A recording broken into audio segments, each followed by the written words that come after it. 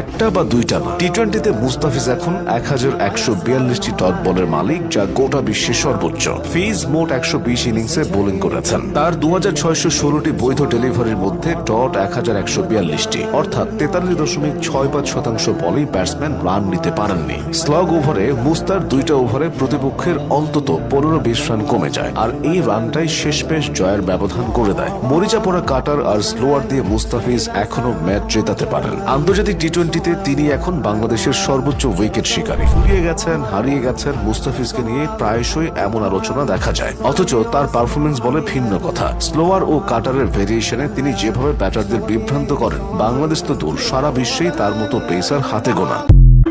একটা বা দুইটা না, টি-20তে মুস্তাফিজ এখন 1142টি ডট বলের মালিক, যা গোটা বিশ্বের সর্বোচ্চ। ফিজ মোট 120 ইনিংসে বোলিং করেছেন। তার 2616টি বৈধ ডেলিভারির মধ্যে ডট 1142টি, অর্থাৎ 43.65% বলেই ব্যাটসম্যান রান নিতে পারেননি। স্লগ ওভারে মুস্তার দুইটা ওভারে প্রতিপক্ষের অন্তত 15-20 রান কমে যায়, আর এই রানটাই শেষমেশ জয়ের ব্যবধান করে দেয়। মরিচা পড়া কাটার আর স্লোয়ার দিয়ে মুস্তাফিজ এখনো ম্যাচ জেতাতে পারেন। আন্তর্জাতিক টি-20তে তিনি এখন বাংলাদেশের সর্বোচ্চ উইকেট শিকারী। ফুরিয়ে গেছেন, হারিয়ে গেছেন, মুস্তাফিজকে নিয়ে প্রায়শই এমন আলোচনা দেখা যায়, অথচ তার পারফরমেন্স বলে ভিন্ন কথা। স্লোয়ার ও কাটারের ভেরিয়েশনে তিনি যেভাবে ব্যাটারদের বিভ্রান্ত করেন, বাংলাদেশ তো দূর, সারা বিশ্বেই তার মতো পেসার হাতে গোনা।